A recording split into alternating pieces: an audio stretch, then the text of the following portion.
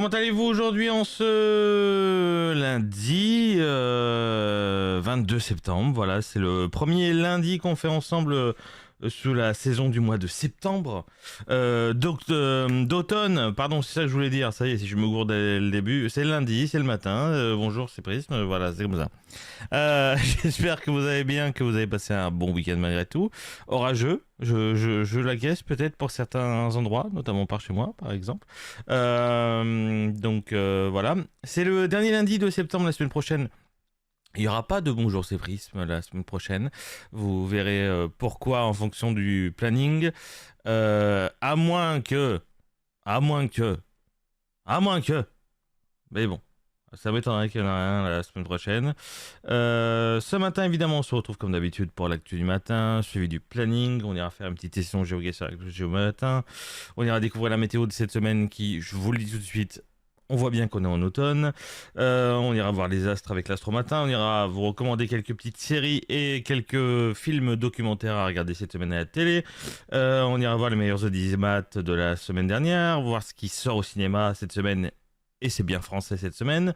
On ira débriefer le Grand Prix d'Azerbaïdjan d'hier. Et puis ensuite, on verra le top 5 de la semaine dernière et un petit peu de la semaine d'avant. Parce que c'est vrai que la semaine dernière, on n'a pas fait tant de live et il n'y a pas eu tant de clips. Donc voilà.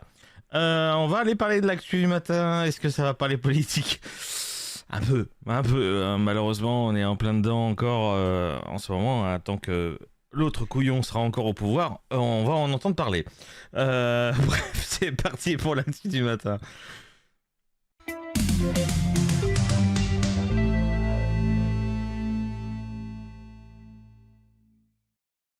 En parlant de l'autre couillon, d'ailleurs, en parlant de l'autre couillon, eh ben, on va parler de ce fameux couillon, évidemment.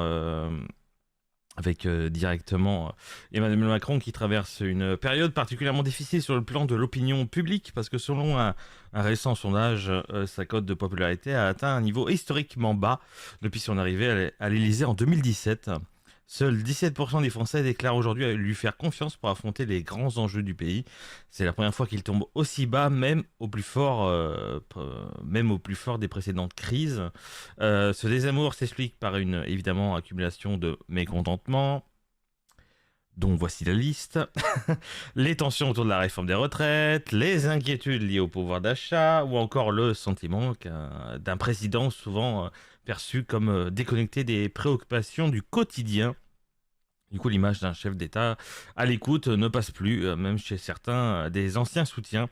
D'ailleurs, fait marquant, la défiance touche désormais toutes les tranches d'âge, toutes les catégories sociales et même des jeunes électeurs de sa propre majorité.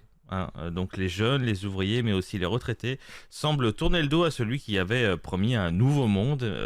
Voilà, à 2 ans de la fin de son second mandat, Emmanuel Macron semble plus désolé que jamais dans l'opinion. Ça fait plaisir, bien sûr.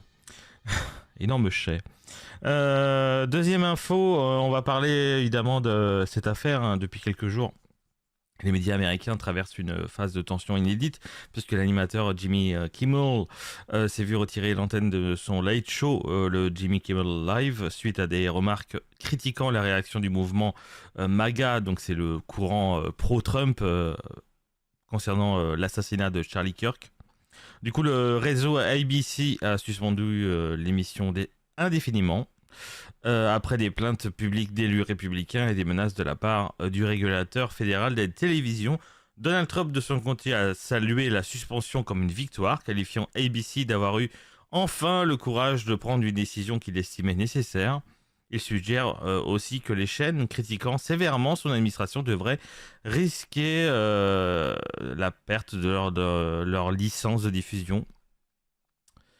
Ce cas s'inscrit dans une série plus large. Hein. Trump a également intenté des actions en justice contre des journaux comme le New York Times ou le Wall Street Journal, les accusant de diffamation avec des demandes d'indemnisation assez élevées. Plusieurs milliards de dollars, hein, quand même, c'est pas rien. Les observateurs soulignent que si la liberté de la presse est constitutionnellement protégée aux États-Unis, ces actions, les pressions réglementaires, les menaces sur les licences et les suspensions d'émissions, ça marque quand même une escalade. Certains craignent un effet dissuasif genre des médias qui pourraient s'autocensurer pour ne pas subir de telles représailles quand même.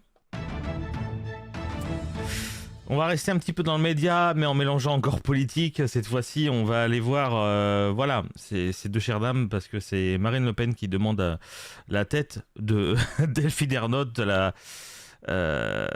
présidente de France Télévisions, après que celle-ci a qualifié la chaîne CNews de chaîne ultra à droite et l'a invité à assumer ce statut de média d'opinion. Marine Le Pen estime que Delphine Ernotte, qu'elle décrit d'ailleurs comme militante très marquée à gauche, a dépassé les bornes. Selon elle, ce n'est pas aux dirigeants du service public de juger ou de distribuer des brevets d'honorabilité, aux chaînes privées. Dans une interview au journal du dimanche, Marine Le Pen a affirmé que ce type de déclaration devrait avoir des conséquences, allant jusqu'à demander peut-être même le départ de Madame Ernotte de la tête de France Télévisions. D'ailleurs, elle soutient par ailleurs que France Télévisions n'est pas réellement neutre et réitère son projet de privatiser l'audiovisuel public. Ce débat s'inscrit dans un contexte de tensions constantes entre médias publics et privés, notamment autour de l'impartialité des orientations éditoriales et des accusations de partis pris politico-idéologiques. Du coup, Delphine Ernotte avait déjà déclaré dans Le Monde que CNews devrait reconnaître qu'elle est un média d'opinion, ce que Marine Le Pen juge inadéquat venant de la présidente de France Télévisions. Évidemment, on va parler de la grève du 18 septembre dernier qui a rassemblé une foule bien plus nombreuse que la mobilisation du 10 septembre. Selon les syndicats, plus d'1 million de personnes auraient défilé dans toute la France, tandis que le chiffre officiel retenait à un peu plus de 500 000 participants. Voilà. Le mot d'ordre de cette mobilisation, c'était dénoncer l'austérité et réclamer davantage de justice sociale et fiscale. À Paris comme en région, les manifestations ont été émaillées de tensions. Le ministre de l'Intérieur sur le départ, d'ailleurs, toujours Retailleau, qui est ministre démissionnaire, hein, voilà. Il a fait état de plus de 700 actions recensées au fil de la journée, que ce soit des blocages, filtrages ou cortèges, mais a insisté sur le fait que la France n'a pas été bloquée. Le bilan officiel fait état de 309 interpellations et de 134 gardes à vue. Les autorités affirment que plusieurs milliers de militants radicaux, dont des Black Blocs, étaient présents dans les cortèges. Le tout nouveau Premier ministre Sébastien Lecornu, lui, dit vouloir maintenir le dialogue entre les syndicats. Il a rappelé d'ailleurs que les revendications mises en avant par les manifestants faisaient partie des consultations engagées depuis son arrivée à Matignon, mais il a également condamné fermement les violences commises en marge des rassemblements, soulignant que la liberté de manifester ne pouvait exister sans respecter la loi. Enfin, du coup, la grève a été fortement suivie dans la fonction publique, en particulier dans l'éducation nationale, parce que près de 13% des agents d'État se sont mis en grève, et du coup un chiffre quand même 3 fois plus élevé que lors de la précédente mobilisation. Et dernière info, vous savez très bien qu'on aime bien parler un petit peu local ici, même si ça ne vous concerne pas forcément, mais on va parler un petit peu du maire de Saint-Nazaire, David Samson, qui soutient la déclaration de la France de ne pas reconnaître officiellement l'État palestinien. Voilà, sujet un petit peu tendu, mais il exclut le déploiement d'un drapeau palestinien sur la façade de l'hôtel de ville. Il propose qu'un seul drapeau symbolique soit hissé, celui des Nations Unies, qu'il estime plus représentatif de l'idéal de coexistence universelle. Il réaffirme d'ailleurs la position de la France en faveur d'une solution à deux États, exprimant le souhait que les deux entités, Israël et la Palestine, vivent côte à côte, dans la paix, la sécurité, la laïcité et la démocratie. Il condamne à la fois les attaques du Hamas, qu'il appelle une guerre à outrance, et poursuit par une critique de la politique de colonisation menée par le gouvernement israélien. Il insiste sur l'importance de faire preuve de nuance dans les propos publics pour ne pas importer les tensions extérieures dans la vie locale, et critique ceux qui exploitent cette question à des fins électorales. Il précise que du coup la ville de Saint-Nazaire prévoit de publier dans le département et dans d'autres communes un communiqué commun exprimant leur soutien à la reconnaissance de la Palestine. Voilà, affaire close, on a fini d'en parler, à point c'est tout. C'est vrai que c'est un sujet quand même sensible, mais qui quel sujet n'est pas sensible dans notre monde? C'est ça la question. Il est 10h16 et du coup ça vous laisse un peu plus de 1h30 pour répondre à cette question. Vous me rendez les copies à la fin, bien sûr. Et ben on continue tout de suite avec le planning de la semaine qui... ça va être très court. Ça va être très court. On y va.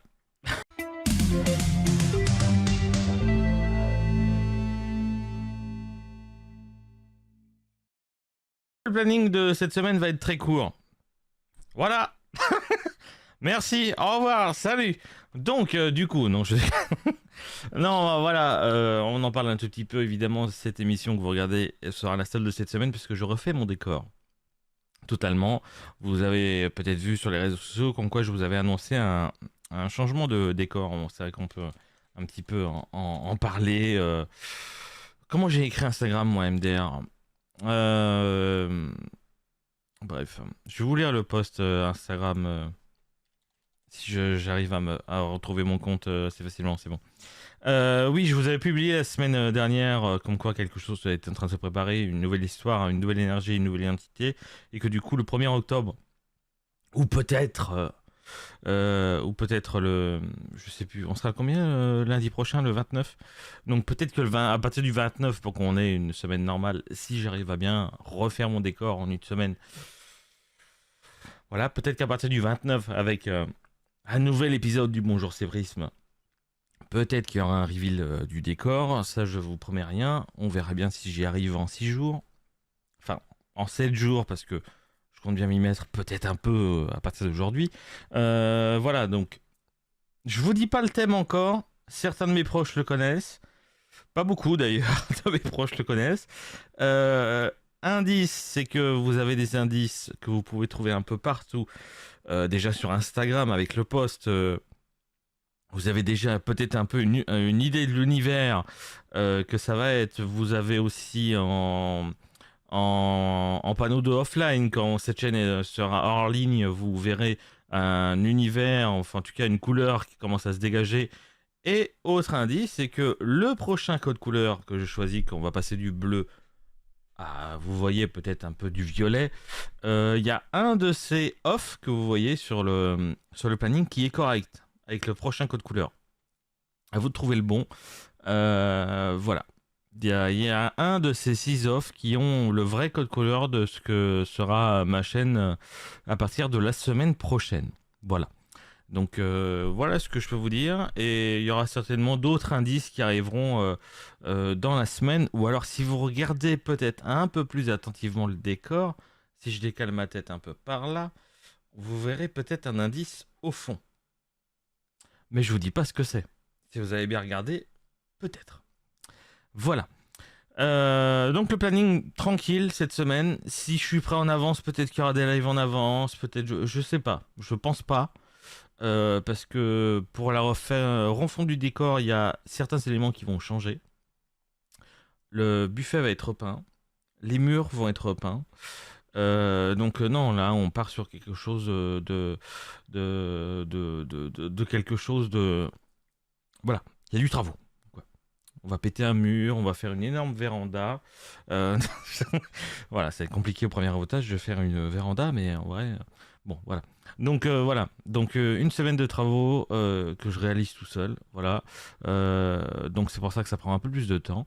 Donc voilà, tout simplement. Voilà pour le planning de la semaine. Très simple, très court, très efficace. On continue tout de suite avec la séquence GeoGuessr, évidemment de chaque lundi. On va aller un petit peu géoguesser avec le Géomatin. C'est tout de suite.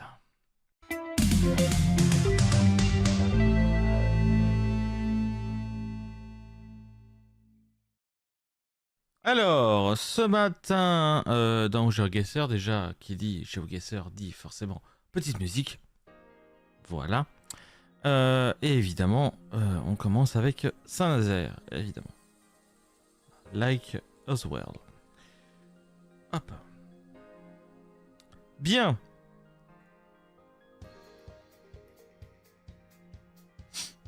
Pas comme si j'y étais passé hier. Le problème, c'est que pour bien se positionner, c'est un peu la merde. Ça va être la merde. On est sur le pont Saint-Nazaire.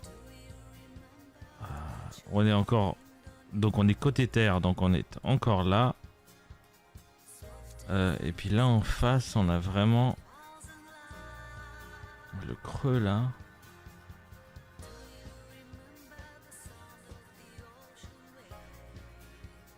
C'est le vieux parking ça.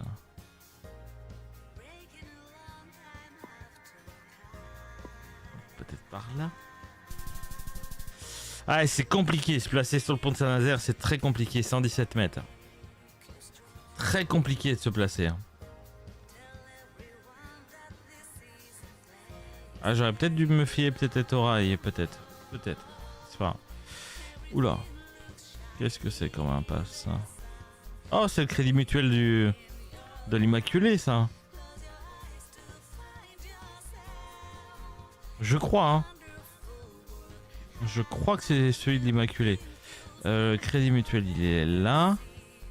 Du coup, je pense qu'on est dans cette bitouille là, je pense. Oui. Oui. Bien sûr.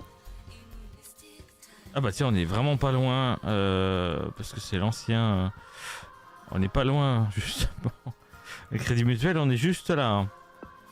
L'ancien bâtiment est là. Voilà, on s'est déplacé de pas beaucoup, hein. On était vraiment dans le même coin. Pour moi, c'est le... sans comme ça, sans regarder ailleurs, pour moi, c'est le... c'est la rue qui mène du Pertuchot jusqu'à Plaisance. Exact. Exact. L'avenue Géo-André, c'est ça.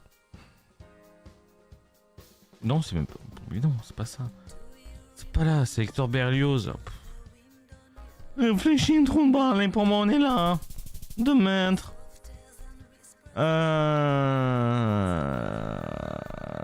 On est devant... on est pas loin de la gendarmerie mobile par là-bas. Donc on est du côté de Avalix. Genre devant ce bâtiment là. 6 mètres. On s'est juste fait avoir sur le pont, mais ça évidemment, on se fait toujours avoir sur le pont, de toute façon. C'est à quelle heure que je dois lancer la prochaine musique? On est large, je dois la lancer à 48 oblitaires. On est devant le Comico, devant la police. Enfin, pas tout à fait. On est devant le premier bâtiment après la police. Ah, c'est celui-là peut-être? Peut-être deuxième? Non mais merci, non c'est gratuit.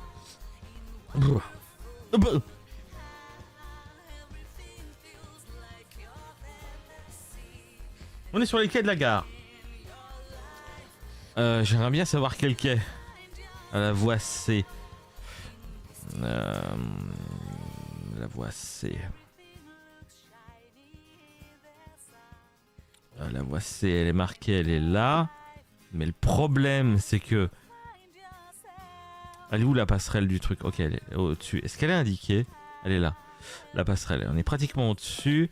Il y a l'escalier qui descend devant nous. Donc en soi-même, on est censé être là. 5 mètres, on est bon. Quand je vous dis que chaque mètre compte... là par contre, j'aurais pas. Oula. Où est-ce qu'on est? Ah ouais... chemin des Écottais? J'en ai aucune foutue idée d'où on est. Je vais tenter quelque chose. Hein. Est-ce que c'est la rue... la route... c'est bien celle que je pensais. Après le Pré-Ambert, si on veut passer par derrière Pré-Ambert pour aller... au Bois Jalan, c'est cette route là, oui, bien sûr. Ah bah c'est Pierre-Orange, c'est le rond-point de Pierre-Orange. Du coup, tac, Pierre-Orange, c'est ici. On est sur la partie, ouais, pareil, style rond-point. Ouais, bon, 7 mètres, bon, voilà. La rue Pierre-Loti, on est au croisement de... ouais, on est à la première, avec le bâtiment d'Orange, rue Jean-Bart, et puis... Jean Bar, elle est ici. Pierre Lotti, elle est là. Donc on est là. 25 000.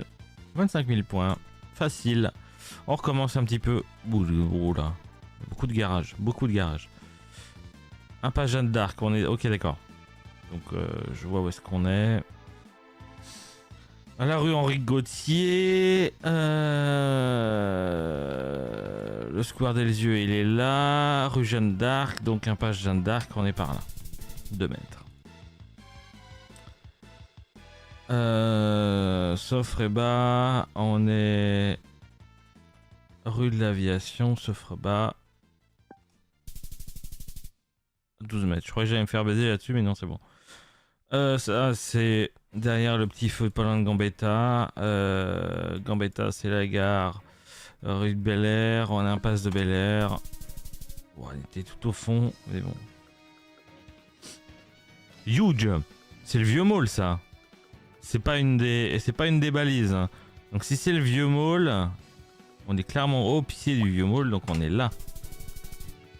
1 mètre. Et ça, c'est Plaisance. On est du côté au croisement de l'avenue François Mitterrand. Et attendez, j'ai un doute. Mitterrand et Gabriel. C'est Gabriel Fauré ici? Je pensais que c'est Mitterrand continuait jusque là. Ouais, d'accord, ok. Donc non, on est juste devant ça. On est là. Encore un 25 000 en 1 minute 20. What else? On va aller faire un petit peu de Ville de France quand même. Carte préférée. Ville de France. Et on y va. Alors, oui, on n'est pas à Saint-Nazaire. J'étais en train de chercher dans ma tête. Je connais pas ce quartier. C'est normal, on n'est pas à Saint-Nazaire. Par contre, ça m'est déjà arrivé de tomber à Saint-Nazaire, mais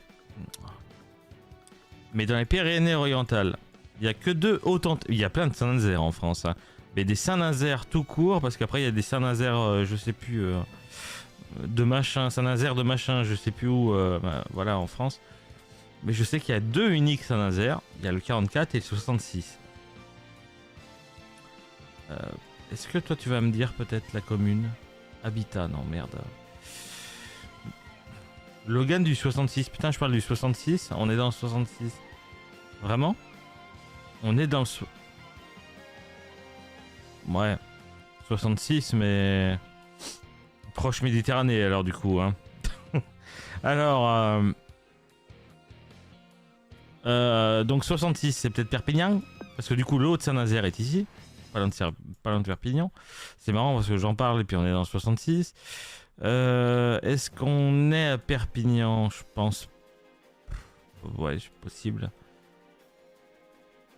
Waouh. Avingueda, ouais, en vrai, le 66, c'est largement le problème.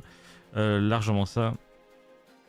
Le problème, c'est que là, on est dans les quartiers. Et que les quartiers, c'est pas là où il y a le plus d'infos. Le masse. Ah ouais, ça parle de masse.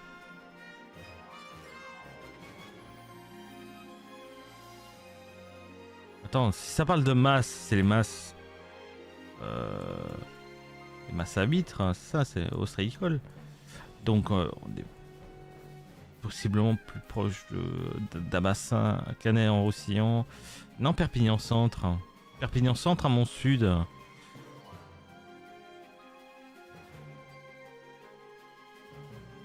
Cabestany, Canet-en-Roussillon.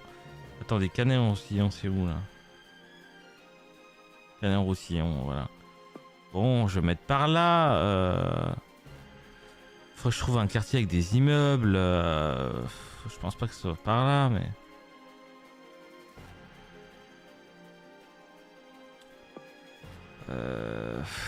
Peut-être là, mais... Avenue des Boules, putain.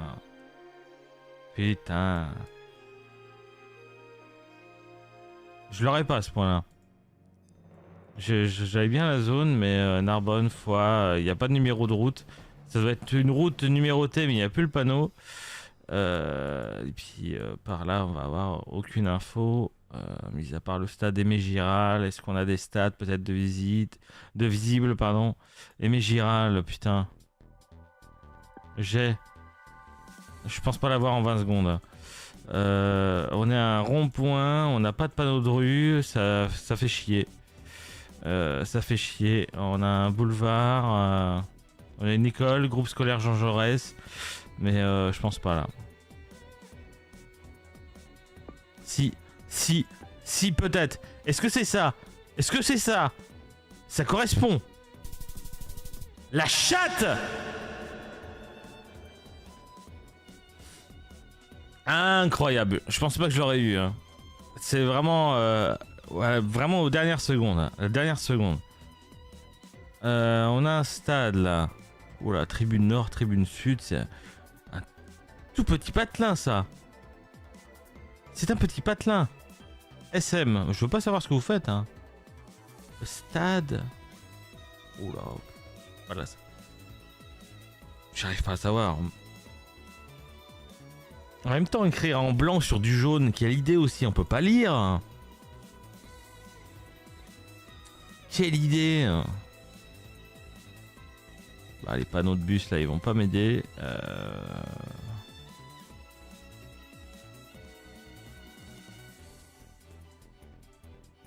Oula. Pourquoi c'est écrit en grec? Centre-ville, ok, le centre-ville à mon ouest à peu près.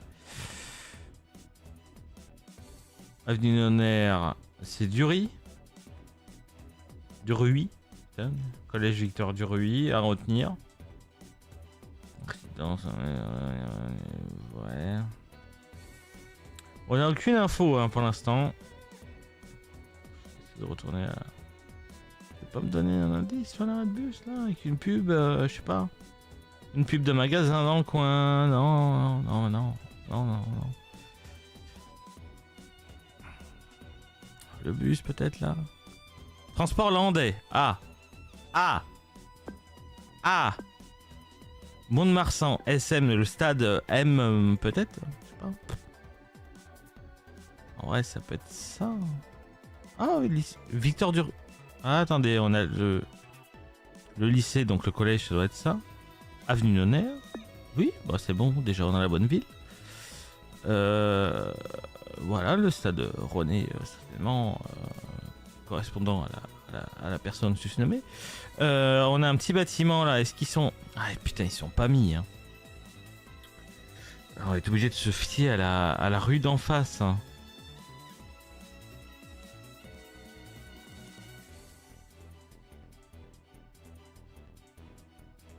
Ouais, mais le truc, c'est qu'il n'y a pas l'air d'avoir de rue, quoi. Si, il y a la boucle là. Donc on doit être un peu plus par là. Aïe! Bah, ce sera pas les 25 000 aujourd'hui hein, pour le Ville-de-France. Autre ville. Toute direction, musée. Super. Super. Il y a de la brique. Hein. Il y a de la brique. On l'a déjà dit ici. S'il y a de la brique, c'est que ça peut être cette région. Je dis pas que c'est obligatoirement cette région. C'est la région. On est à Douai du coup. Maison des associations, on s'en fout. Peut-être le nom de la rue à retenir peut-être. Dans lequel on était. Place du docteur Auguste Mogin. Super. Oh, je pense pas qu'on parte dans la bonne direction parce qu'on a l'impression de s'engouffrer à la... S'engouffrer... Ah bon, bref. S'aventurer, ça sera peut-être plus facile à dire. Centre-ville à mon sud, Arsenal, Vieux-Douai, musée de la Chartreuse, ok d'accord. Musée de la Chartreuse, c'est où? À mon ouest.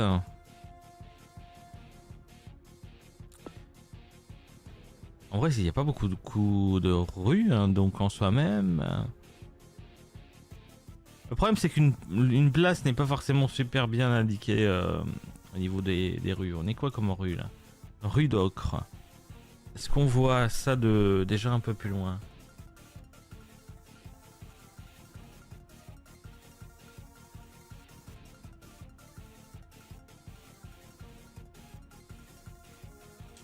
Ouais, ça me plaît pas.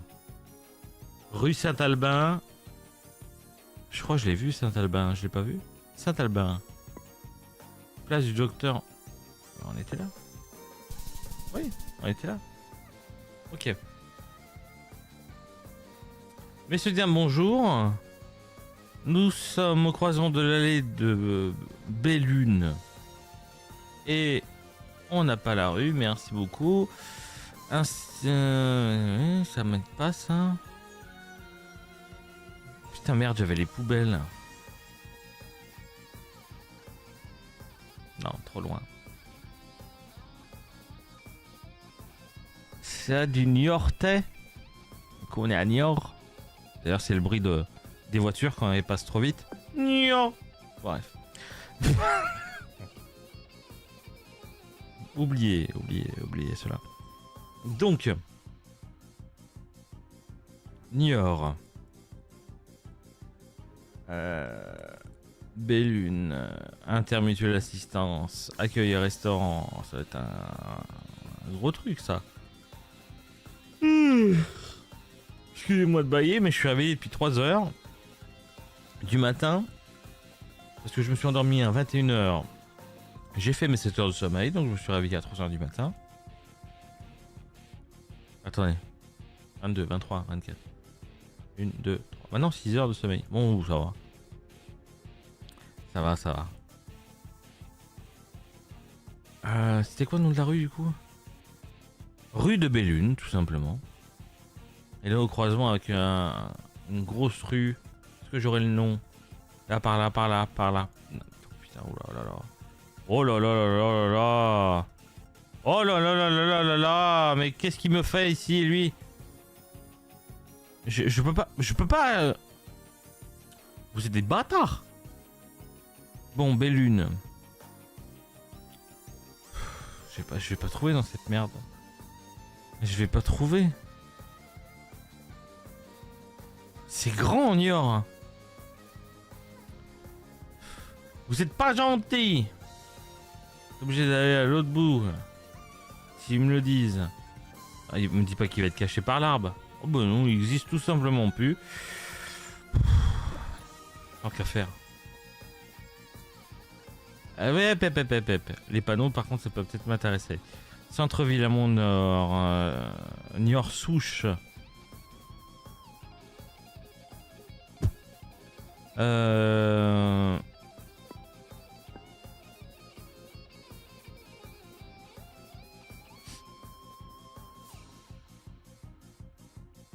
Parking, partenaire au mur rangé, ouais, c'est bien. Toujours pas de panneau de rue, hein, non. Ah si, là-bas, peut-être. Rue de la Péraudière. Qu'est-ce que c'est que ce nom de rue? Départemental territoire des Deux-Sèvres. Ça, par contre, c'est un bâtiment qui peut se voir de loin. Et là, c'est quoi comme boulevard? Parce que... Avenue de Paris, 18 secondes, on l'aura pas. À moins qu'on ait une grosse chatte, mais c'est pas ça. Avenue de Paris. Théodière. Bellune. Allez de Bellune. Allez de Bellune, on est là. Énorme chatte encore une fois. Oui. Incroyable. Incroyable, il y a deux rounds où on est à la bourre. Ça y est, on est à la bourre. On est à la bourre. Mais c'est pas grave. C'est pas grave. On n'a pas de... Rue du Docteur Rostand, ok. Edmond Rostand, je suppose.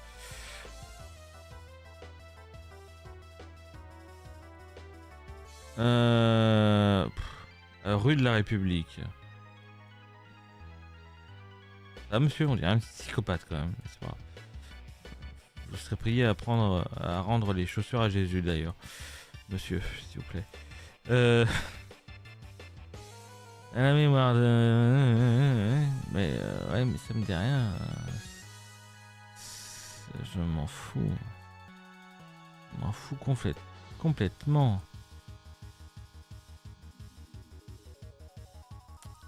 La rue de la République. Ouais. Un Carrefour City, qu'est-ce que tu veux que ça me foute? Centrale Pharmacie, donc à mon avis on est plein dans le bourg. Il y a la poste. Hein. Alors, à mon avis, il faut juste trouver cette Lacan. Je connais pas. Je connais pas. Avec les affiches, peut-être que vous allez me dire. Ah, Antibes jouant les pins. Merci. Merci. Faut que je me rappelle où c'est. Antibes, c'est pas un de... je sais que sur la côte... Oh putain. Ah, Antibes, c'est où? C'est autour de Marseille, Antibes, non? Oh, j'ai un trou de mémoire ce matin. C'est sur la côte, je sais. Fréjus. Cannes, Nice. Non, non, non. Antibes, voilà. Jouant les pins. Du coup, je pense qu'on est là-dedans, mais...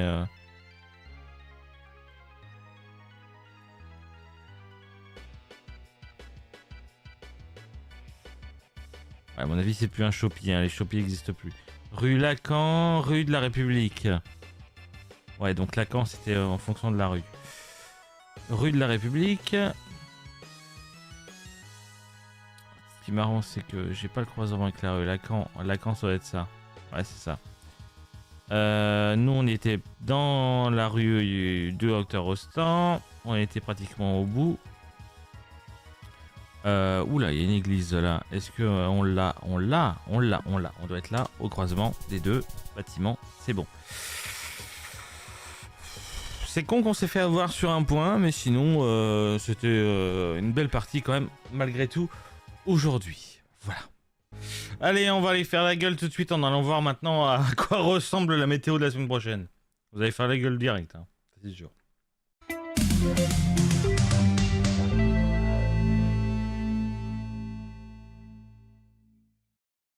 Alors, la semaine prochaine, eh ben, ça annonce pas si flamboyante que espéré, hein. De toute façon, je vous rappelle qu'on est en automne depuis hier, donc on va avoir des météos d'automne, hein, ça c'était sûr. On commence tout de suite évidemment avec la météo. Évidemment, normal, j'ai pas désactivé le screen écran, c'est normal. Voilà. Là, vous avez la météo, c'est mieux. Voilà la météo, en tout cas, de cet après-midi. Vous voyez comme quoi les températures sont déjà bien plus fraîches que déjà la semaine dernière. On voit par exemple un 11 degrés, par exemple, dans le Grand Est, un 12 degrés aussi également, avec de la pluie, hein, qui va se concentrer beaucoup, vous verrez cette semaine beaucoup sur le Grand Est et Centre-France. Ça va beaucoup rester un petit peu les pluies dans ces zones-là. Et puis, côté du coup, sur la plupart des côtes en fait de la France, que ce soit Atlantique, de la Manche ou de la Méditerranée, ça va un peu se maintenir. Vous allez voir le soleil ou alors un petit peu le temps. On voit un petit peu quelques orages du côté de Biarritz, par exemple, qui continuent à tonner un petit peu là-bas. On voit bien que les orages ce week-end sont descendus le long de l'Atlantique. Et puis sinon, le reste de la France, par exemple, le soleil se maintient malgré quelques nuages. Par exemple, pour le côté ouest, par chez nous, en Bretagne, évidemment, il y aura quelques soleils cachés derrière les nuages et un peu plus découverts pour la côte atlantique avec le golfe, la côte pardon, méditerranéenne avec le golfe du Lion, où là les températures sont un peu plus hautes et un soleil un peu plus dégagé, évidemment. Pour la météo de demain, pareil, comme je vous ai dit, hein, le Grand Est continue à subir un petit peu les précipitations avec des températures qui continuent un petit peu de légèrement baisser, avec des 10 degrés, 12, 13 degrés, avec des orages attendus pas loin d'Annecy. Aussi également, un petit peu vous voyez, encore un peu de soleil qui continue sur la côte atlantique et un petit peu sur la Manche, même s'il pleut à Cherbourg. Et toujours du soleil attendu sur la côte méditerranéenne. Cette fois-ci, je ne me gourre pas avec le golfe du Lion, mais des températures encore en baisse. Ça va continuer à baisser déjà à cause de la précipitation sur la plupart de la moitié de la France, mais aussi à cause de ces températures de saison, évidemment. Vous allez voir que du coup, cette semaine, ça ne s'améliore pas non plus, avec toujours pour mercredi, normalement, des pluies encore attendues sur la partie nord-est de la France et toujours un petit peu de soleil sur contours de la France avec des températures qui cette fois-ci vont légèrement, qui vont atteindre normalement les 20 degrés, en dessous des 20 degrés. Pareil pour jeudi et vendredi, des précipitations qui là va couvrir la partie nord de la France avec l'ouest incluse avec quelques pluies éparses. Attention, c'est pas forcément des pluies constantes, hein. Ça va être vraiment des pluies éparses par zone et par ville. Pareil pour vendredi aussi également. On retrouvera peut-être un petit peu plus de météo correcte ce samedi, même s'il y a quelques pluies éparses qui vont rester dans le Grand Est, avec des températures qui vont légèrement remonter, mais juste le temps de cette belle journée de samedi, parce qu'à partir de dimanche, là par contre, la pluie revient à nouveau avec des baisses de température attendues, avec quelques pluies éparses, ou voire même de grosses pluies sur le centre France à partir de dimanche. Et là par contre, on recommence à avoir un temps assez mitigé à partir de la semaine prochaine, et des températures qui se réadoucissent un tout petit peu aussi également. Pour ce lundi 22 septembre, on souhaite une bonne fête aux Maurice et aux Morvan. Voilà, le soleil s'est levé à 7h54 ce matin et se couchera à 20h08. Et la citation de la semaine, évidemment, j'ai les goûts les plus simples du monde, je me contente du meilleur. Et ça, c'est bien vrai, bien sûr. On y va parce qu'on est à la bourre, mais on s'en branle un tout petit peu. On va aller parler un petit peu des astres et voir... des astres. Je crois que je fais toujours la blague toutes les semaines. Alors, en 2 mots, des astres, et pas des astres, hein, parce que sinon ça résumerait la vie. En tout cas. Et on y va, c'est parti pour l'horoscope et pour l'astromatin.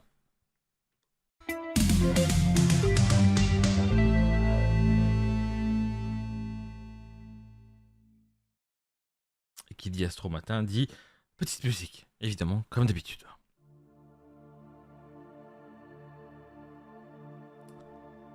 On va commencer comme d'habitude avec les béliers. En amour, 3 étoiles. Une semelle mi-figue... Une semelle. Une semaine. Pas pareil. Une semaine mi-figue, mi-raisin. Tu passes de viens on s'aime à laisse-moi respirer en 3 messages. Heureusement, ton franc-parler fait rire au lieu de vexer. Pour le travail, c'est 2 étoiles. Tu veux tout faire, mais sans vraiment commencer. Ton énergie est en grève illimitée. Conseil, commence déjà par répondre à tes mails. Pour la santé, c'est 4 étoiles. Tu as la pêche et tu l'épluches avec les dents. Un peu de repos t'éviterait de te cogner dans chaque coin de table. Pour les taureaux, en amour, c'est 4 étoiles. Tu n'aimes pas trop le changement, mais là, une petite surprise pourrait te faire fondre comme une tablette oubliée au soleil. En amour. Au travail, c'est 5 étoiles pour les taureaux. Tu gères, c'est organisé, carré, presque suisse. Le seul risque, c'est de créer la jalousie au bureau. Du coup, assume ta brillance.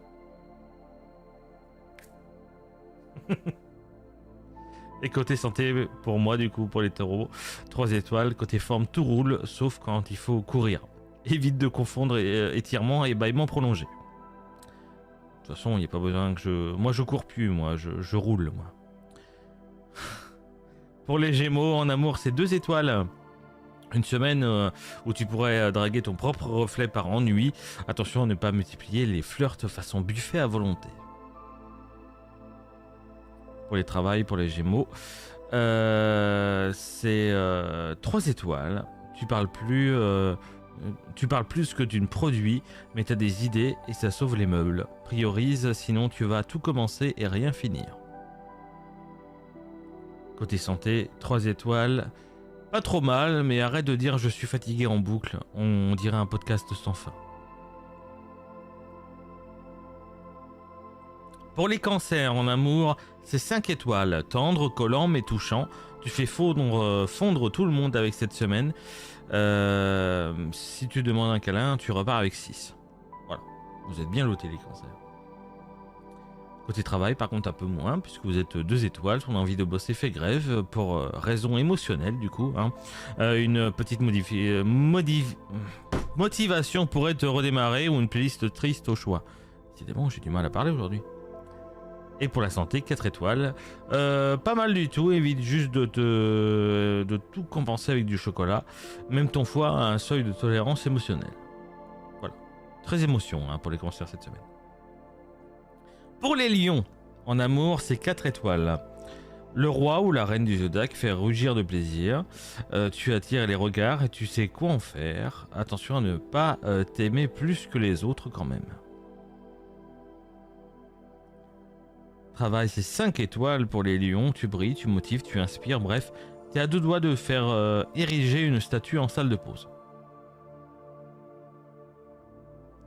Et pour la santé, pour les lions, un peu de fatigue planquée sous une couche de charisme. Tu caches bien le jeu, mais pense à dormir pour de vrai. Pour les vierges, en amour, c'est 3 étoiles. Tu analyses tout, y compris les silences. Du coup, au résultat, tu as raté un moment mignon en essayant de décrypter un regard. Respire, tout va bien. Côté travail, c'est 5 étoiles. Décidément, tout le monde bosse bien cette semaine, à croire, en grande partie. Ta to-do list est un chef-d'œuvre. Évidemment, tu coches des cases avec la grâce d'un ninja organisé. Et pour la santé, pour les vierges, 4 étoiles, bien dans ton corps, bien dans ton agenda. Tu pourrais même coacher des gens sur comment ne pas perdre ses clés. Pour les balances, ça va être votre signe de pas longtemps les balances, hein. C'est à partir de demain les balances. En amour, c'est 3 étoiles. Tu hésites entre répondre oui, non ou peut-être, mais ça dépend de l'heure. Résultat, t'attends et tu laisses passer. Bougez un peu. Côté travail, c'est 4 étoiles. Ta diplomatie te sauve des conflits et te donne la paix intérieure d'un moine bouddhiste en open space. Et pour la santé, pour les balances, c'est 3 étoiles. Tu vas bien, faudrait éviter de vivre à base de café et de croissants. Oui, même s'ils sont bio. Pour les scorpions, en amour, c'est 5 étoiles. Magnétisme au max, tu fais tomber des cœurs rien qu'en clignant des yeux. Mais attention à ne pas tout cramer derrière. Côté travail, c'est 3 étoiles. Tu bosses bien, mais dans l'ombre, peut-être un peu trop. Sors de ta grotte et montre ce que tu sais faire.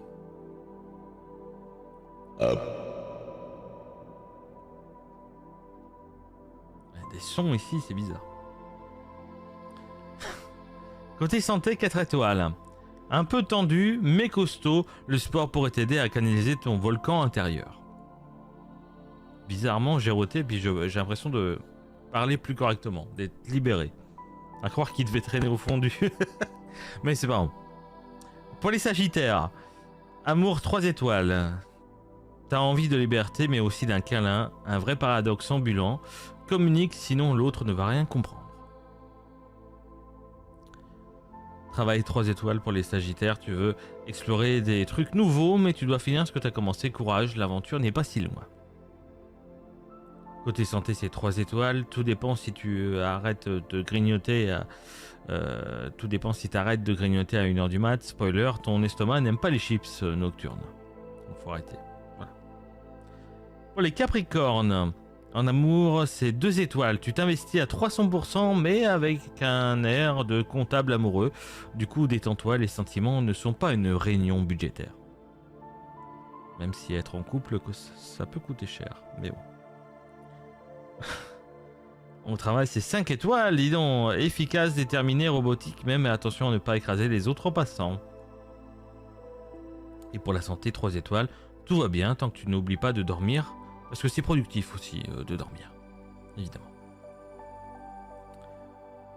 Pour les Verseaux, c'est amour 4 étoiles cette semaine, originale et imprévisible. Te séduit par ta différence, mais pense à prévenir avant de disparaître 3 jours pour réfléchir à l'univers. Côté travail, c'est 3 étoiles. Tu as 1000 idées à la minute, mais aucune terminée. L'univers attend encore ton PowerPoint. Et pour la santé, c'est 2 étoiles. Ton rythme est bizarre, mais c'est le tien. Juste hydrate-toi un peu et mange quelque chose d'autre que des céréales, évidemment. Et pour les poissons, en amour, c'est 5 étoiles cette semaine. Tu planes, tu aimes, tu chantes des chansons d'amour dans ta tête en pleine réunion. T'es un cœur ambulant cette semaine. Voilà, les poissons, faut y aller.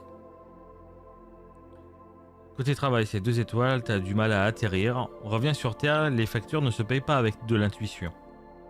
Ça non, ça se saurait. Ça serait moins cher aussi. Côté santé, c'est 3 étoiles. Rêveur ou rêveuse, certes, mais ton cœur a besoin de concret. Du coup, manger, dormir, bouger, même un peu. On a galéré à parler cette semaine, hein, mais c'est pas grave. D'ailleurs, n'hésitez pas, si vous aimez ce qu'on diffuse d'ailleurs dans Bonjour c'est Prisme, n'hésitez pas à aller sur Spotify, si vous avez Spotify évidemment, pour aller écouter la playlist Bonjour c'est Prisme que j'ai pas encore mis à jour, mais qui sera mise à jour cette semaine, je vous le promets évidemment. C'est vrai qu'il y a pas mal de nouvelles musiques cette semaine, c'est vrai. C'est parti, on va aller vous recommander des séries et quoi regarder cette semaine à la télé avec le Rocco TV et séries.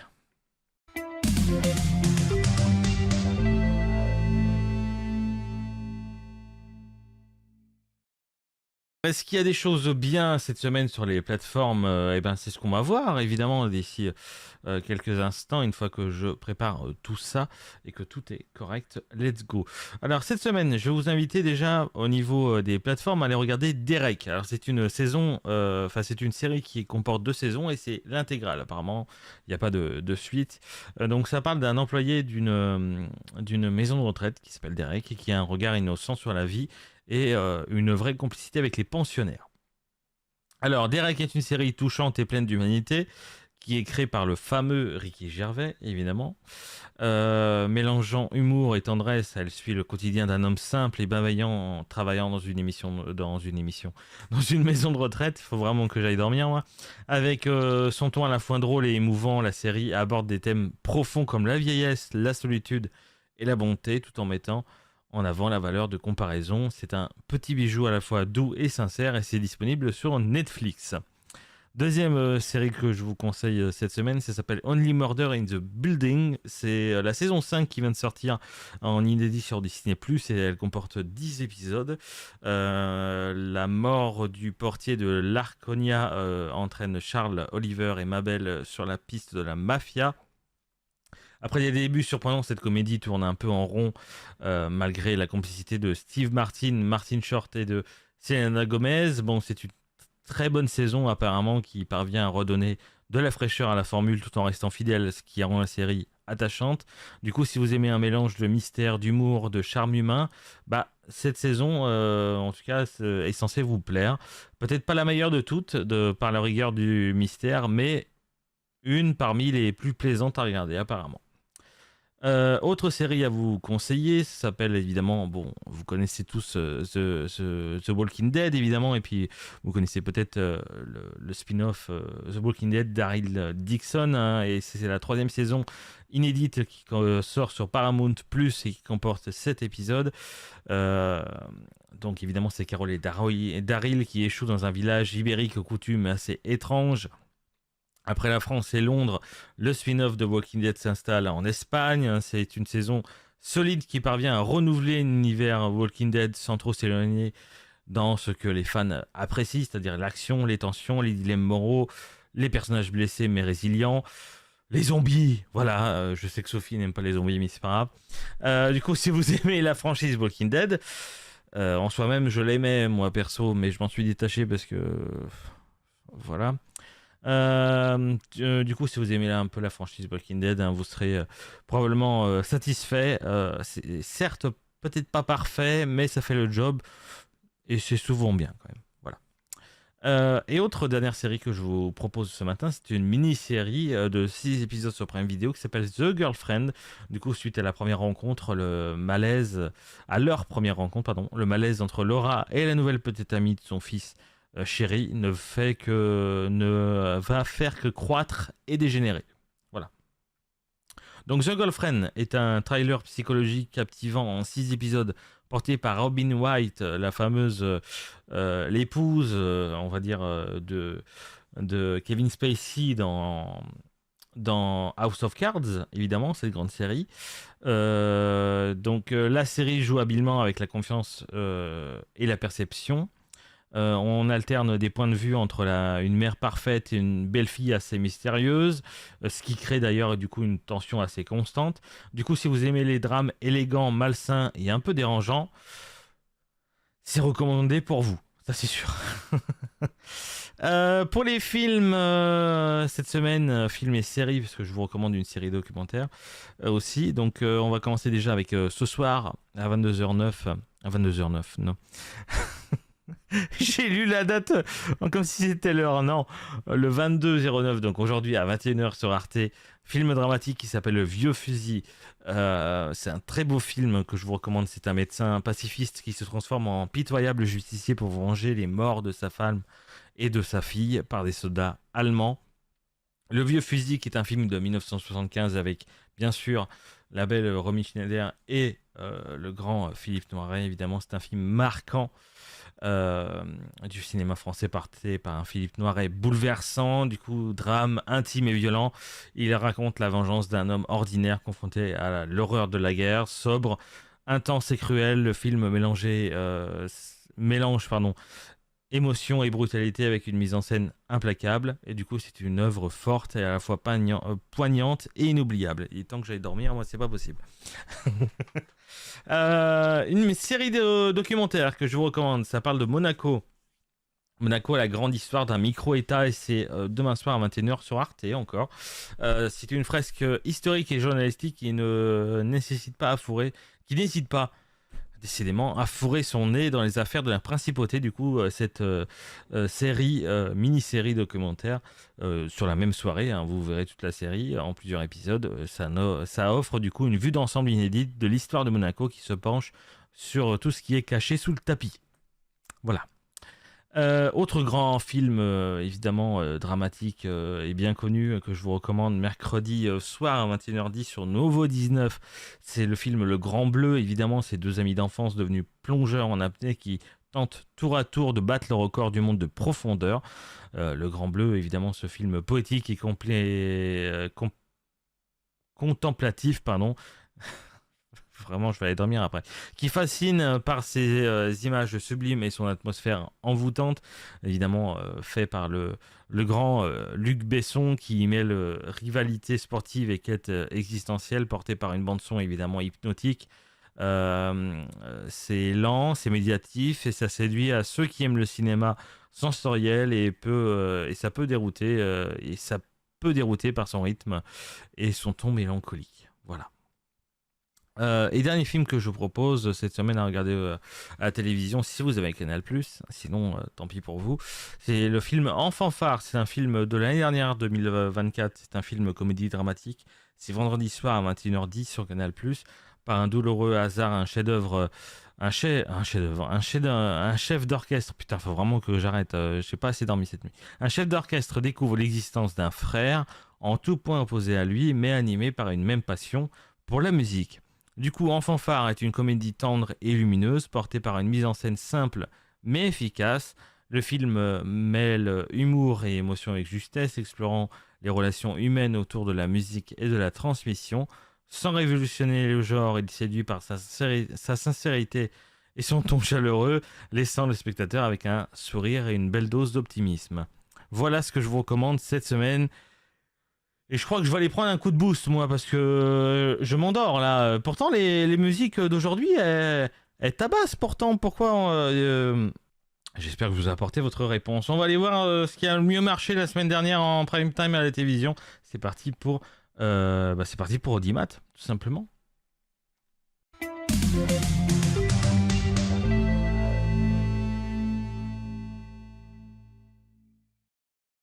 Alors, est-ce que vous étiez devant votre télé la semaine dernière? Un peu moins présent apparemment devant votre télé la semaine dernière, mais quand même de belles audiences. Voilà.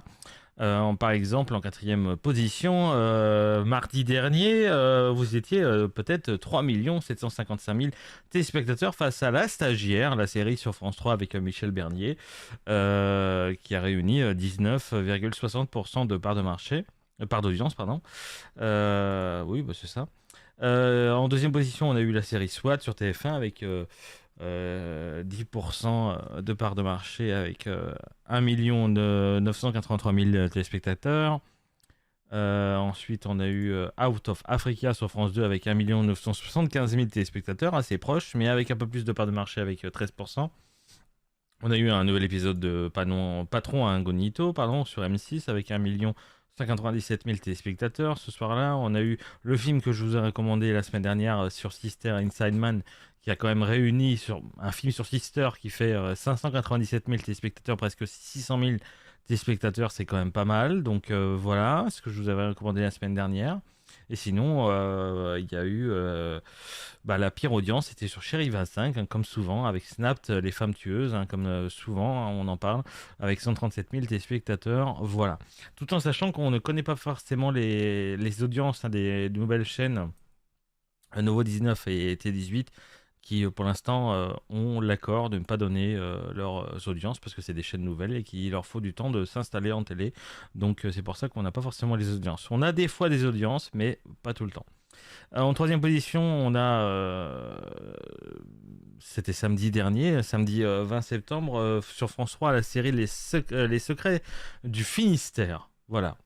Voilà, que vous dire que ça a réuni quand même 3 779 000 téléspectateurs avec 23% de part de marché, suivi derrière par The Voice Kids évidemment. Je crois que ce samedi-là, je crois que c'est la finale de The Voice Kids qui a aussitôt démarré pour aussitôt finir, hein, je pense. C'est allé très vite, The Voice, cette semaine. Avec 2 721 000 téléspectateurs, avec 15% de part de marché ce samedi. Ensuite, on a eu le nouveau jeu sur France 2, je crois, animé par Cyril Ferraud, qui s'appelle Intuition, qui sera le plus proche et qui a réuni 1 482 000 téléspectateurs avec 10% de part de marché. On a eu toujours les traîtres aussi sur M6 chaque samedi soir avec 1 112 000 téléspectateurs. Sinon, ce soir-là, il y a aussi encore un match du top 14 de Canal+, avec 515 000 téléspectateurs. C'était Montpellier face à Toulouse. On a eu Au cœur de l'enquête sur C-Star avec 243 000 téléspectateurs. On a eu les chroniques criminelles sur TFX avec 308 000 téléspectateurs. Et ce qui a moins bien marché, c'est Gulli, Lego Master USA, 110 000 téléspectateurs ce soir-là. Deuxième position, c'était vendredi dernier, 19 septembre, avec la série Simon Coleman. Je crois que c'est une nouvelle série sur France 2, voilà, qui a réuni 3 895 000 téléspectateurs, avec un peu pas loin de 23% de part de marché, suivi derrière évidemment par Masked Singer sur TF1. Avec 2 654 000 téléspectateurs, 2 654 000 téléspectateurs, c'est bien ce que j'ai dit. Je vous jure, je vais aller me coucher après, hein. Je me suis réveillé, j'ai fait cette émission, et c'est bon. Je pense que c'est la danse d'hier aussi qui m'a tué. Je pense.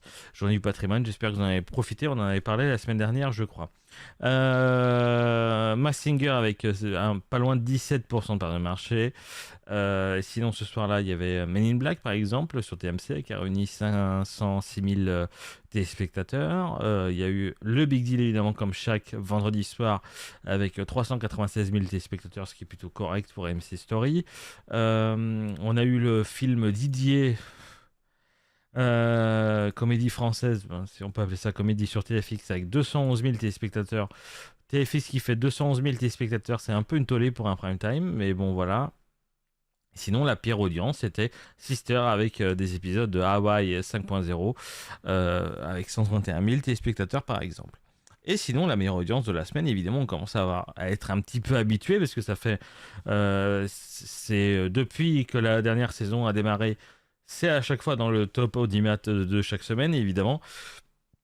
Avec HPI qui continue encore avec sa dernière saison avec 4 880 000 téléspectateurs avec pas loin de 27% de part de marché. Suivi derrière par France 3 avec un épisode de meurtre avec des épisodes de meurtre à Blois avec 2 272 000 téléspectateurs avec pas loin de 13% de part de marché. On a eu un nouvel épisode d'Arnaque, émission sur M6 par Julien Courbet qui marche très bien et qui est très sympa à regarder d'ailleurs. Si vous aimez un peu tous ces croustillants, je vous recommande d'ailleurs. Avec 1 520 000 téléspectateurs. C'était jeudi évidemment. Hein. Chaque jeudi, un nouvel épisode d'Arnaque si ça vous intéresse. Généralement, c'est ce que je regarde aussi un petit peu le jeudi également. Avec 8% de part de marché également. Ce soir-là, qu'est-ce qu'il y avait eu? Il y avait eu que de la merde. Mis à part peut-être les Reines de la Route, évidemment, sur Sister, avec 169 000 téléspectateurs, ce qui n'est pas beaucoup, mais un peu en dessous du 1% de part de marché. Et ce qui a le moins réuni, c'est encore des diffusions de la série, des épisodes de la série de The Middle sur Gulli, avec moins de 100 000 téléspectateurs. On était à 89 000 téléspectateurs. Voilà ce qui a le mieux marché la semaine dernière. Voilà. On continue tout de suite avec le cinéma, avec voyons voir ce qu'il y a à l'affiche cette semaine, et puis il y a beaucoup de trucs français, donc pas les meilleurs.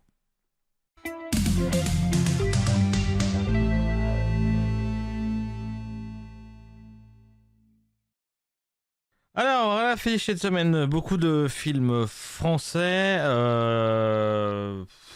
c'est pas terrible. Il y a un film américain, je crois, c'est ça, voilà, bref. Allons voir. Je vous parle de Rembrandt, pas le film. Du coup, un film dramatique et trailer de Pierre Schweller. C'est super ça en plus quand on est fatigué de prononcer des noms dont on ne sait pas si on prononce bien ou pas. C'est avec Camille Cotin, Romain Duris et Céleste Brenkel. Je sais pas. Le synopsis, c'est que Claire Yves, physicien de formation, travaille dans le nucléaire depuis toujours. Claire, lors d'une visite à la National Gallery, Claire va être bouleversée par 3 toiles de Rembrandt. Cette rencontre avec ces 3 œuvres magistrales va les changer à jamais. Compris.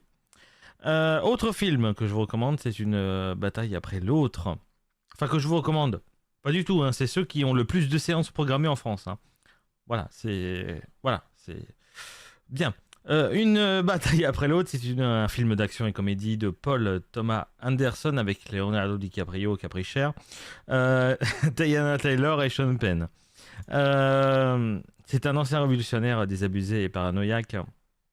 C'est Bob qui vit en marge de la société avec sa fille Willa, indépendante et pleine de ressources. Quand son ennemi juré refait surface après 16 ans et que Willa disparaît, Bob remue ciel et terre pour la retrouver, affrontant pour la première fois les conséquences de son passé. Troisième film, ça s'appelle Classe moyenne. C'est une comédie de Anthony Cordier avec Laurent Lafitte, Élodie Boucher et Remzi Bedia. Ça, au moins, je les connais les 3, c'est parfait.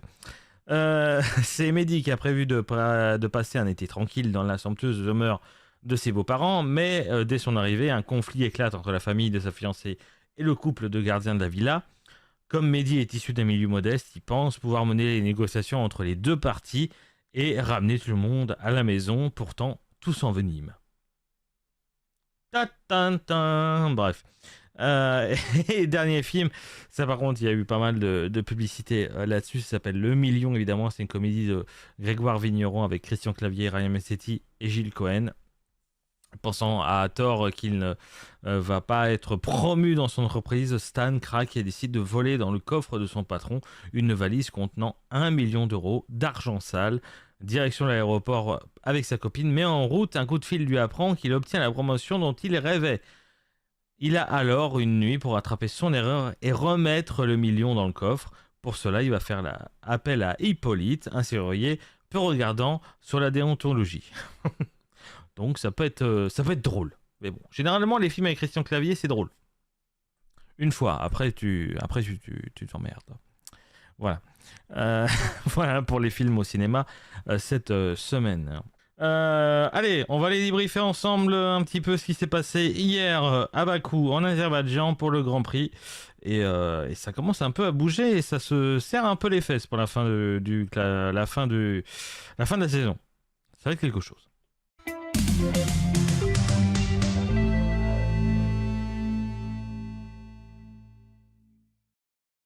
Le Grand Prix d'Azerbaïdjan, c'était hier, évidemment, et puis il y a eu quelques surprises hier.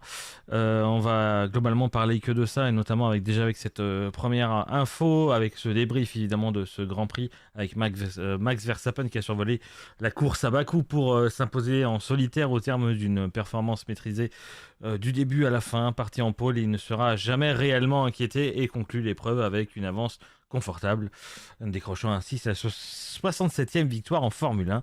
George Russell termine deuxième, signant du coup un solide podium avec Mercedes, en renforçant sa position dans le championnat. Et le véritable fait vient de Carlos Sainz qui offre à Williams un podium salvateur alors que la saison a été plutôt difficile pour lui jusque-là. Mais on en parlera un petit peu plus en détail après. Plus loin, il y a eu Liam Lawson qui réalise son meilleur résultat en carrière en Formule 1 pour l'instant, avec une 5e place devant Yuki Tsunoda, quand même, enfin. Lando Norris ne parvient pas à briller et se contente de la 7e position, tandis que Lewis Hamilton reprend légèrement l'avantage sur Charles Leclerc pour une 8e place. Leclerc peinant à atteindre le rythme des pilotes qui le précèdent. Du côté des abandons, le plus notable est celui évidemment pour l'instant celui qui est en première position du classement, hein, Oscar Piastri, qui est sorti de la piste, contraint à l'abandon très tôt, hein, c'est un coup dur pour McLaren. Du coup, le top 10 est un petit peu complété par Isaac Hadjar, qui marque le dernier point. En résumé, c'est une belle course en suspense, hein, pour le leader. Voilà, quelques belles performances en milieu de peloton et des conséquences importantes pour le championnat avec Verstappen qui reprend du terrain. D'ailleurs, après une première moitié difficile pour Max Verstappen, il a enfin réussi un retour marqué avec 2 victoires d'affilée sur les 3 derniers Grands Prix. Pardon, 3 victoires, pas d'affilée, mais 3 victoires sur les 3 derniers Grands Prix, disputés, notamment à Monza et en Azerbaïdjan.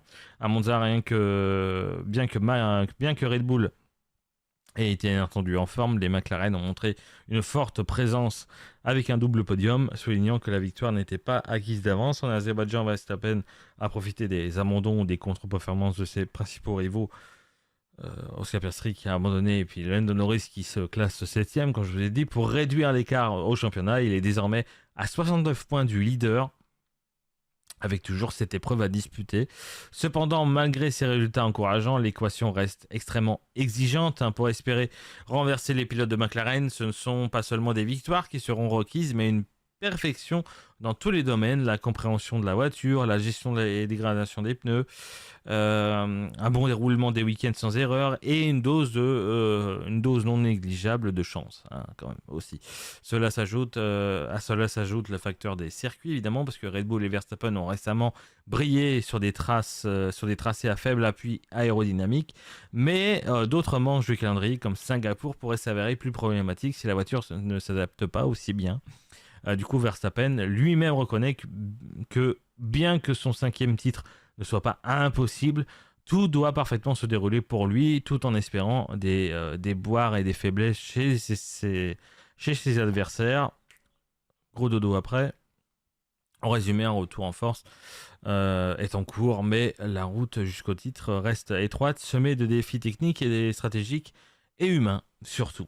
Et sinon, l'exploit de ce week-end, c'est Carlos Sainz, hein, ça c'est cool, ça fait plaisir, qui vient de décrocher son premier podium avec Williams au Grand Prix d'Azerbaïdjan, et il le qualifie comme le meilleur de toute sa carrière en Formule 1. Bien que sa monoplace n'était pas performante de base au même niveau de ses concurrents directs, il a su tirer profit des circonstances particulières du circuit de Bakou, des qualifications compliquées et un tracé qui permet des surprises pour se mettre dans une position favorable. Tout au long de la course, il a réalisé une prestation solide, sans erreur, maintenant longtemps la 2e place avant que George Russell, grâce à sa meilleure stratégie, ne le dépasse. Ce résultat porte à 28 son nombre de podiums en Formule 1 et le classe dans la minorité de pilotes à avoir été sur le podium, avec 3 écuries légendaires: Ferrari, McLaren et maintenant Williams. Du coup, Sainz exprime une grande fierté envers Williams, saluant la persévérance de toute l'équipe envers une saison après une saison quand même difficile pour Williams. Du coup, il voit ce podium comme une confirmation que les progrès sont réels et que la voiture a gagné en compétitivité et qu'enfin les efforts payent. Ce moment revêt une saveur assez particulière. Hein. C'est pas seulement un résultat sportif, c'est une reconnaissance que tout ce travail, toutes les peines accumulées avaient une raison d'être, évidemment, avaient raison d'être. Et ça, c'est cool. Et moi, je parlerai toujours demain, évidemment. Ah, enfin, il était temps.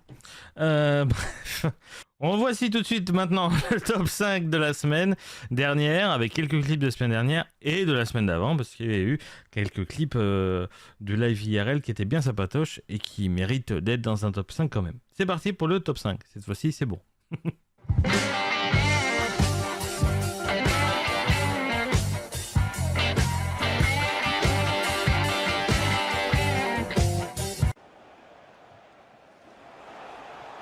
Pour les Canaries sur le côté. Il peut frapper. Oula, ça partout dans la zone de réparation. Ça se monte dessus. Ça se marche dessus.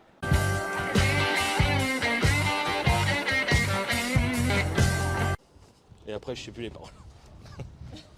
Moi je connais beau. Bah alors on vous le dit, c'est parce que j'écoute. Hein. Non. Si j'ai envie de mourir. Et le duo sushi, non, j'allais dire sushi Voulzon. Non, Voulzy Souchon. Sushi. Déjà t'as dit sushi. Mais oui, je mélange toujours sushi et Voulzon. Enfin, Voulzy Souchon. Putain, merde.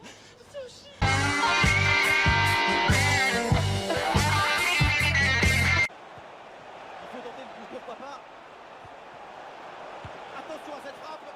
Le tir est puissant, mais le ballon n'est pas cadré. On se demande pourquoi choisir. Désolé Douglas. Ton tir il était dégueulasse. Douglas. Il était dégueulasse, Douglas.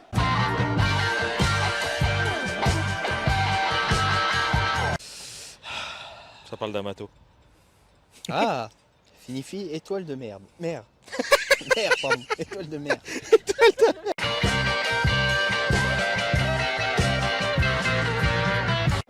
Attention. Un peu plus de réverb. Voilà, nous parlons direct dans le micro du stade. Le bar à bière est fermé.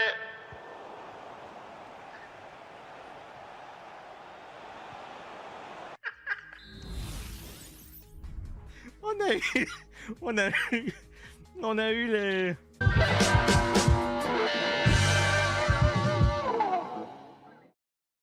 Que la probabilité que le stade réagisse à ce que j'invente dans le micro, c'était incroyable, c'est vrai. Bon, cette émission était spéciale, chaotique, spéciale parce que du fait que on est dans le dernier live dans ce décor, hein, certes qui est aux couleurs de l'émission d'aujourd'hui, mais c'est le dernier décor, et spécial parce qu'il y avait une fatigue immense et des problèmes techniques immenses, mais c'est pas grave, on a fait quand même l'émission, on a terminé un petit peu en retard, mais ça on s'en fout, on n'a pas de programme après, donc on n'est pas comme à la télé, il n'y a pas de problème. J'espère en tout cas que malgré tout ça, vous avez passé quand même un bon moment, évidemment. Je vous invite toujours à regarder, à écouter plutôt sur Spotify la playlist Bonjour c'est Prisme pour toutes les musiques qui ont été diffusées depuis le début de la saison. On se retrouve peut-être la semaine prochaine pour Bonjour c'est Prisme. On se retrouve quand même dans tous les cas la semaine prochaine pour le retour des lives dans le nouveau décor, le nouvel univers, le nouveau code couleur. Voilà, ça sera toujours Prisme, mais on sera dans un nouvel univers évidemment. À vous de découvrir évidemment. Je vous souhaite à tous un très bon lundi, une très bonne journée. Moi je vais me souhaiter une très bonne nuit. Je vous souhaite à tous aussi une très bonne semaine. Voilà, et puis on se retrouve la semaine prochaine pour de nouveaux lives et peut-être un Bonjour c'est Prisme la semaine prochaine. Voilà, très bon lundi à tous, bonne journée à tous et à bientôt. Salut.